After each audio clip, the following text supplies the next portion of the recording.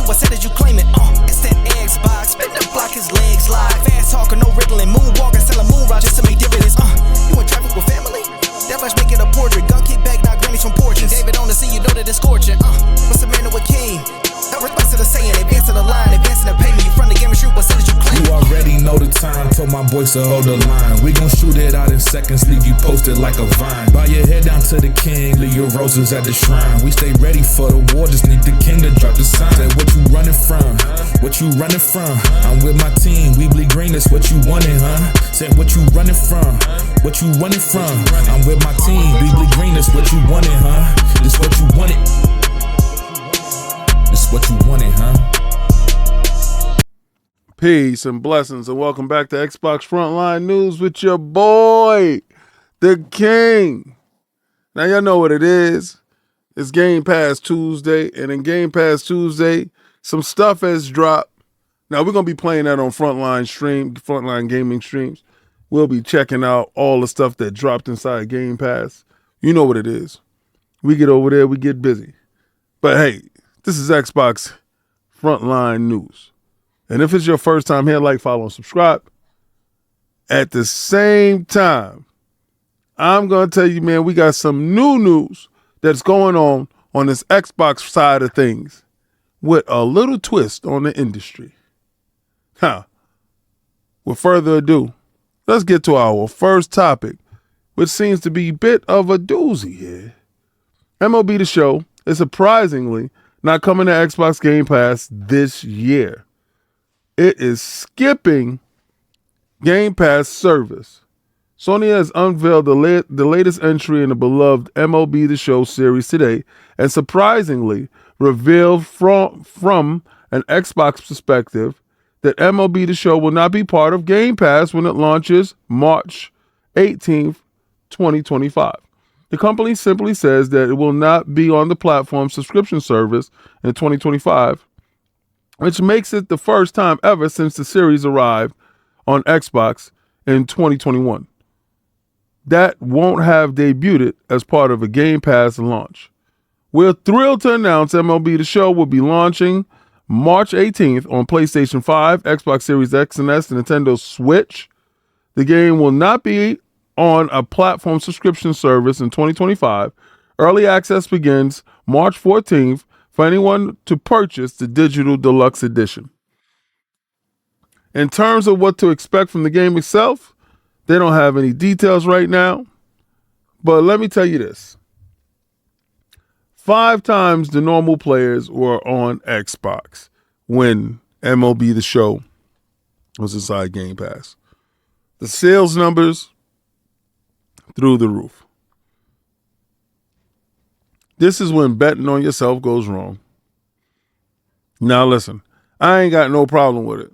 I'm going to tell you right now. Did it get me to try it when it was in Game Pass? Yes. Did Game Pass or did Microsoft stop giving the bag? Does Xbox have so much stuff that they didn't really care to have MLB The Show inside Game Pass in March? Is Xbox so far ahead that they say, yeah, we'll take your game, but we're not putting it inside Game Pass because we have other games that month that we can put money into, opposed to giving you extra money? Is this a tactic to stall out Sony? Please, let me know your opinion down below in the comments. Because me personally, if Sony was getting a guarantee bag and Microsoft decides not to give them a guarantee bag, but that game has to be on the Xbox platform, now therein lies the rub. Do they not make as much revenue as they would normally make? I want to hear your fan theories. I want to hear your thought process. And the fact of the matter is, we all know Sony is third party, just like everybody else, except Nintendo. What's your thoughts? Let me know. And a move that almost gave the king a coronary today. Your Xbox advertising World of Warcraft and Game Pass. they had to update this, boy, because it was accidental from the PR team that they said, Game Pass PR said. So though on Twitter today, if anybody saw it, I mean, oh my God, I lost my mind. Game Pass Twitter, Xbox Game Pass Twitter account replied to the story, stating that the title was accidentally included in an email and is not part of the service. Now, let me tell you something. The fact of the matter, the only reason why it's not there, and let me tell you something. Yo, boy. It costs like $15 a month for World of Warcraft right now. All right, so we don't expect that thing to be inside Game Pass anytime, ever, in my opinion. I just want it available on the console. Is this a preemptive strike? I mean, because you got a lot of stuff there, man. You got, Diablo. That's normally, PC, console. Call of Duty. World of Warcraft is my jam. I'm not even gonna hold you, man. If you think that I've taken to Marvel Rivals like I've have, I'm telling you, without a doubt, World of Warcraft is my jam. Boy, they almost had the boy today. They almost had me today. Does anybody remember a couple of months back when I asked you guys, what did you want? Did you want a complete remake of the original trilogy of God of War that was made by David Jaffe? Or did you want God of War going to Egypt? Well, apparently, God of War going to Egypt with, the 2018 Cory Barlog rendition of Kratos, not the narcissistic, egotistical, rambunctious, fantastic character that Davy Jaffe made. No, the sad dad walking sim, occasionally fighting, reluctant killer Kratos that Cory Barlog has invented, a split personality, if you will. The next God of War game could be making its way to Egypt, according to a report from Daniel Arpak. It's a paywall. It's behind a paywall. So again, those dudes, those are people that engage for them. Like, I listen to the low IQ individuals on Twitter, and they don't really understand what engaged farming is. They use words, and they don't know what words are, and it's very irritating. Sony is currently casting Middle Eastern actors for the new game. So they said they're going to explore the mythology of Egyptian law. It's important to note that if this information hasn't been confirmed or independently verified by Insider Gaming. Until that happens, please take this with a grain of salt. Listen, this was something that was floating around in the backgrounds a long time ago. So apparently they just caught up to it. And me personally, I'm so sick and tired of this version of Kratos. It's boring. I don't see anything that I choose to like at all. But I will revisit a David Jaffe's remake of the original trilogy. I would take that in a heartbeat. I have no desire to see Kratos go from corridor to corridor, clearing out one room at a time.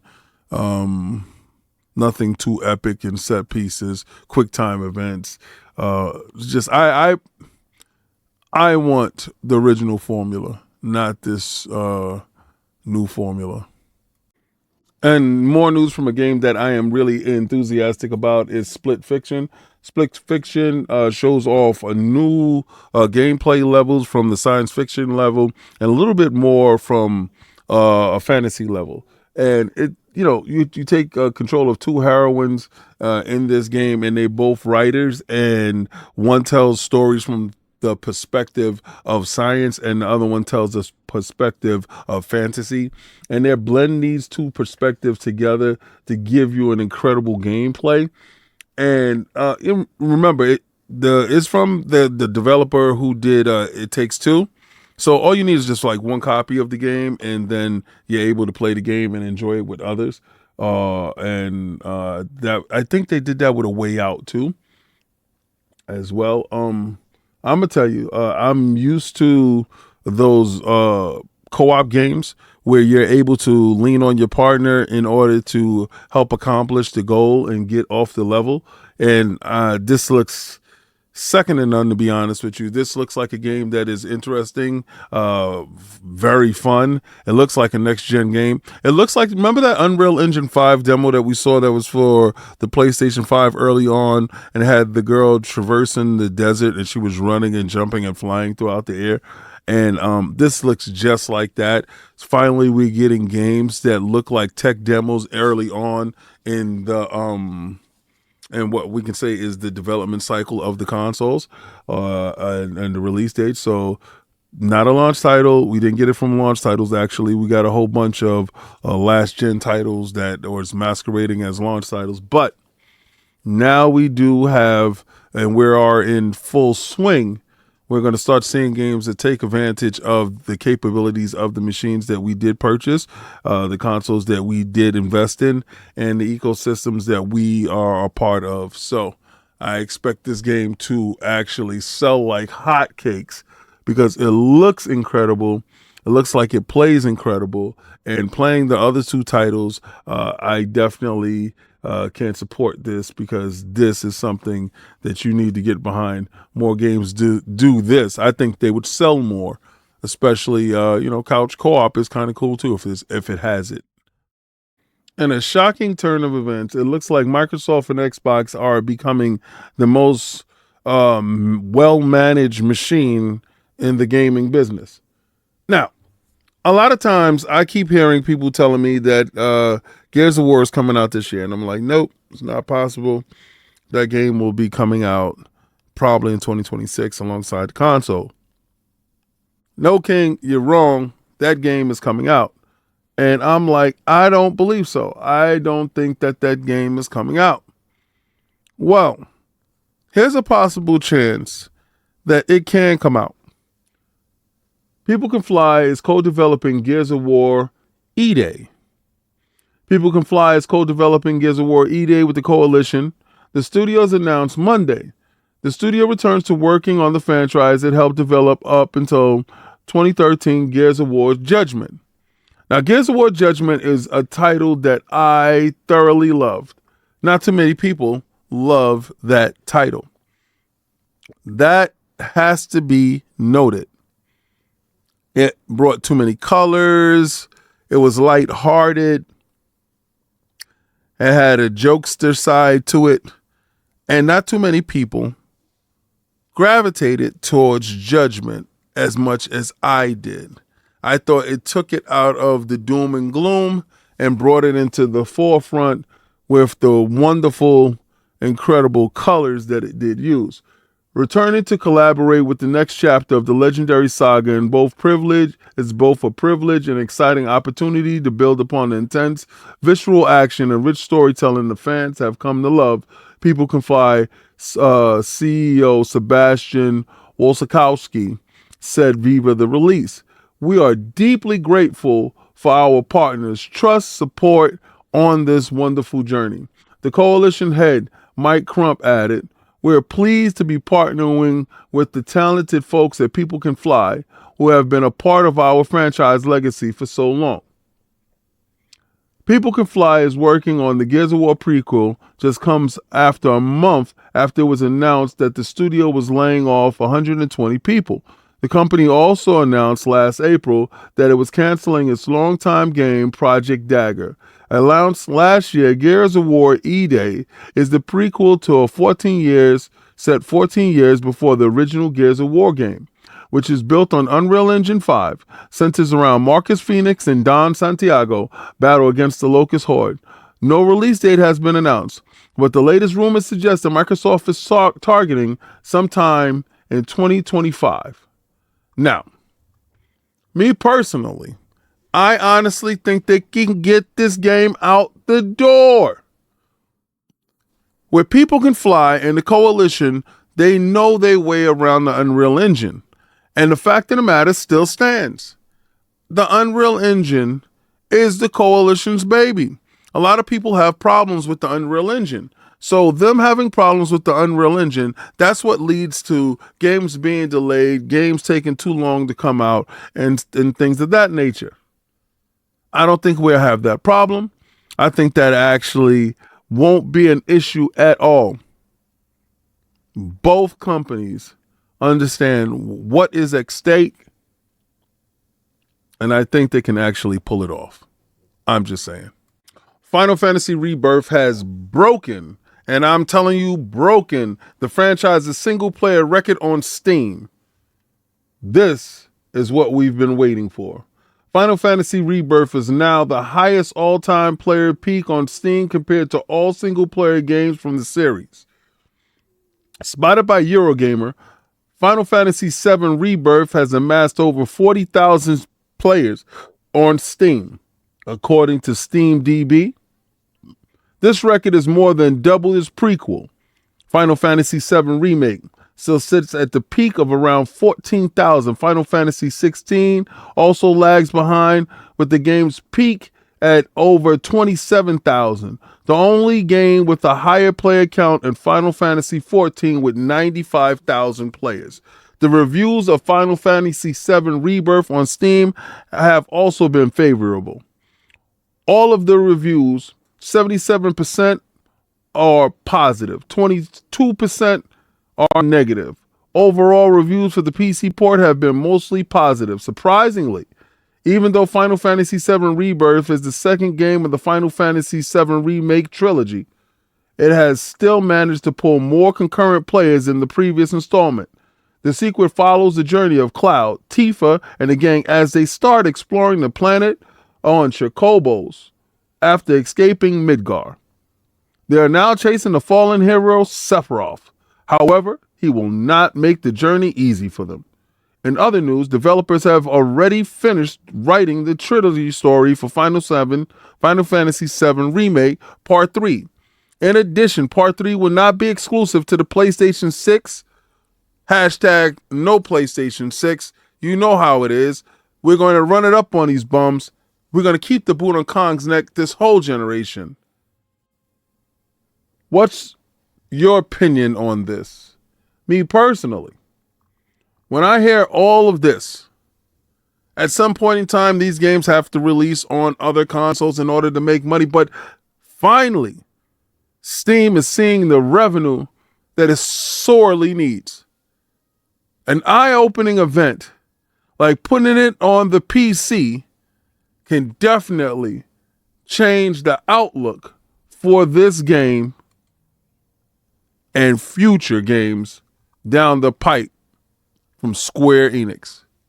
I'm glad they saw the light because they haven't been profitable in a while.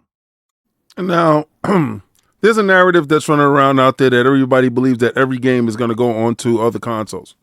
And I don't know how clear certain people have to be, but Phil Dominus Maximus Aurelius Spencer, brought to you by my man Dustin Legary, he definitely mapped it out there. I'm going to tell you, this is a home run of an interview. If you need to go check it out, go sub to his Patreon. That is Dustin Legary.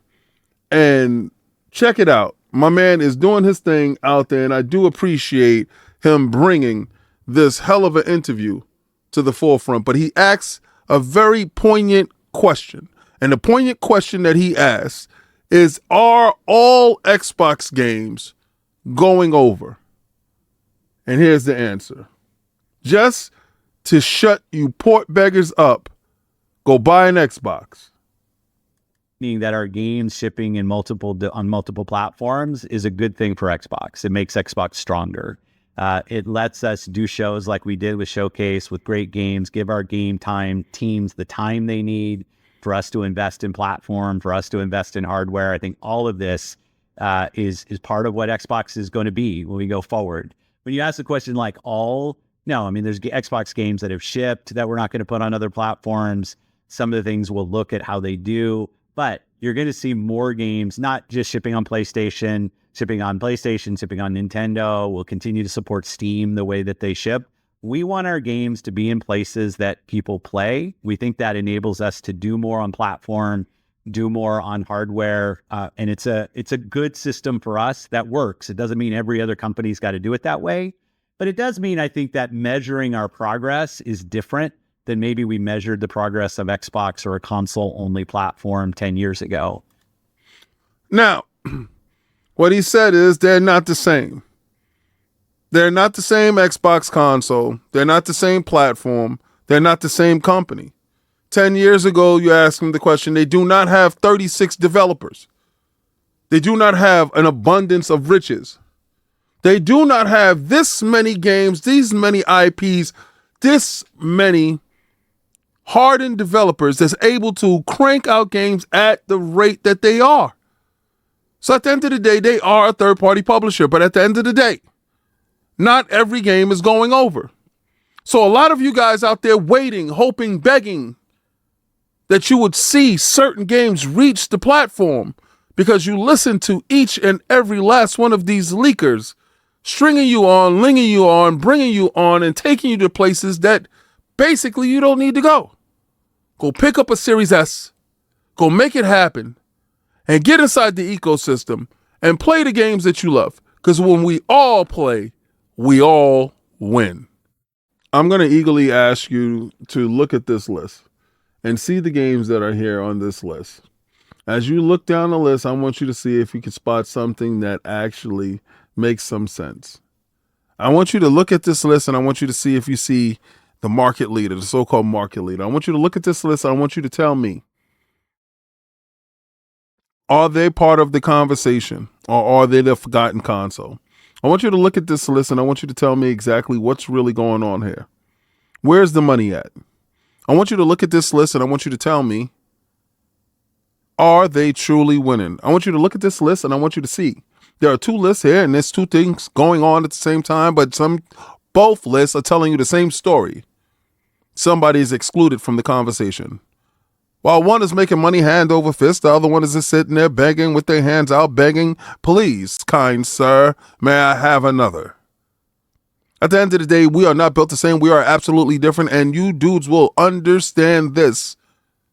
Hashtag no PlayStation 6. I will keep the boot on Kong's neck this whole generation. I won't stop banging until you become an app. But at the end of the day, facts is facts, folks. People, look up, gather around, see. They are a software serving company. And they're serving software and no one seems to be wanting that meal and they're pushing it back in their faces. The number one game on both lists is Call of Duty, and who seems to own that? Who's making money hand over fist? Somebody wants a portion of that meal. And obviously, the right bets are made in the house of Xbox. Microsoft and Xbox is moving the industry forward, leading in games played, purchased, and seen. Man, oh man, to be green, to be green. Now, this beautiful opinion piece is a high topic when it comes to me on Twitter. I told people I'm Mr. 98% right all the time, and they got so pissed off that I used an opinion piece to push my agenda. My agenda is hashtag no PlayStation 6, and you know how it is. We're going to run it up on these bums. I'm going to keep the boot on Kong's neck this whole generation, but at the end of the day, I'm not the only person that feels that this is the only necessary thing that PlayStation must do in order to make themselves relevant in today's gamer. Today's gamer does not care about exclusives. That is something far flung to yesteryear.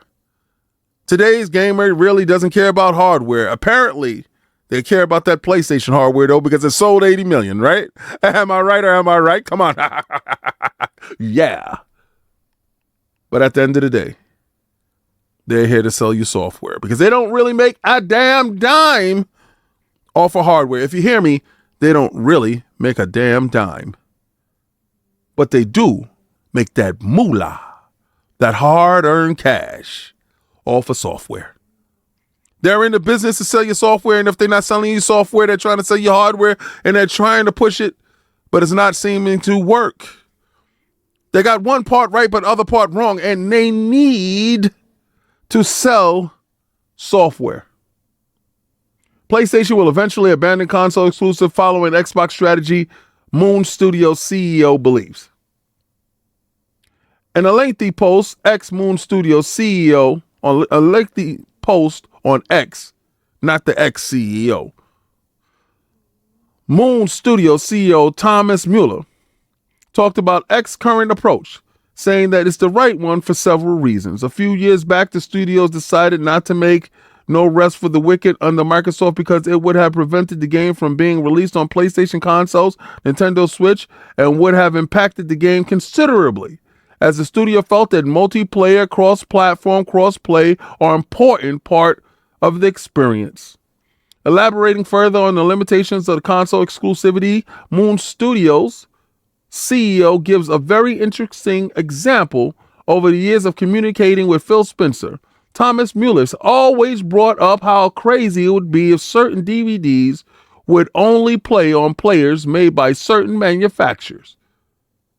If this is crazy for movies, Mueller asked, then why is it different with games? Considering how both PlayStation and Xbox consoles are powered by essentially the same exact hardware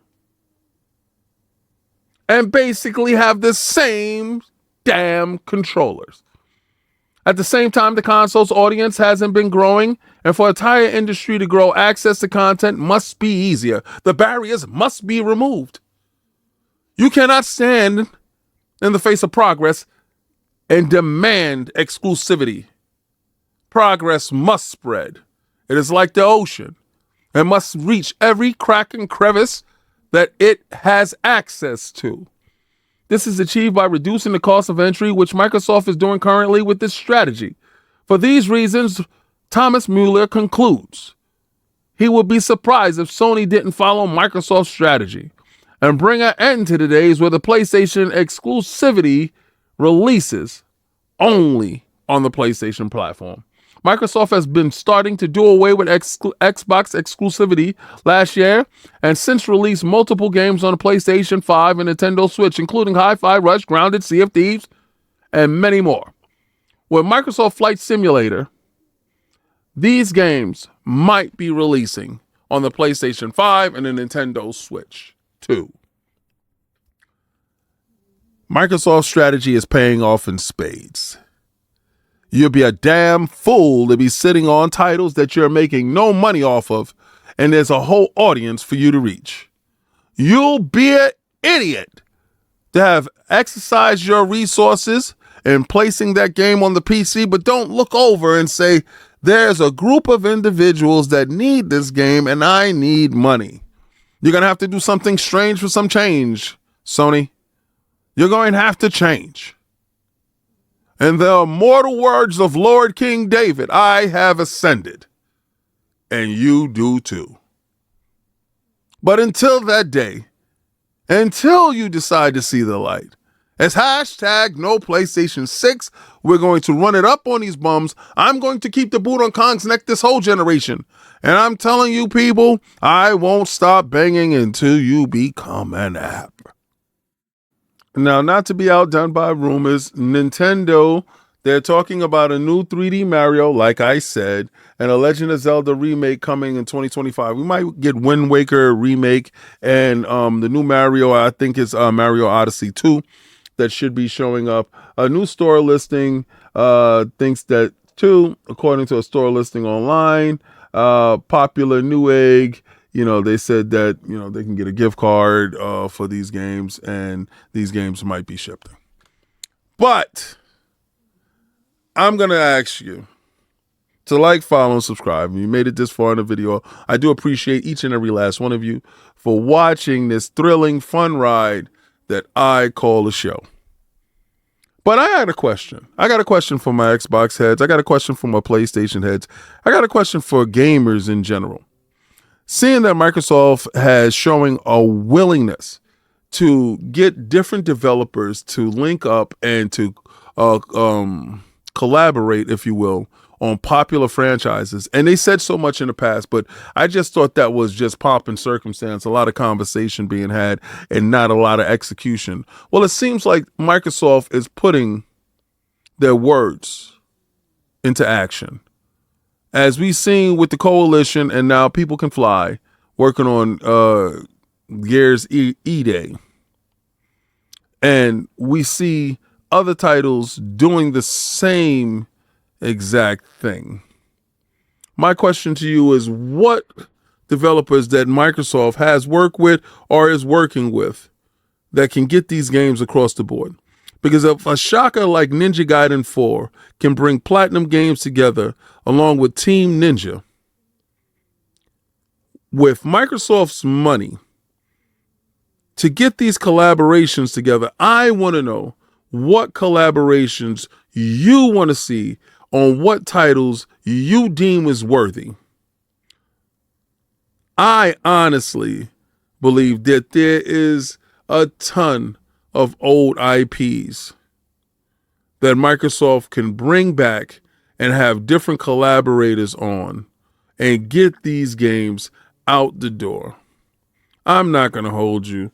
Every day I look forward to seeing Microsoft say something like a Mortal Kombat versus Killer Instinct collaboration, a Halo, Master Chief and Doomslayer Elseworld type of side story project.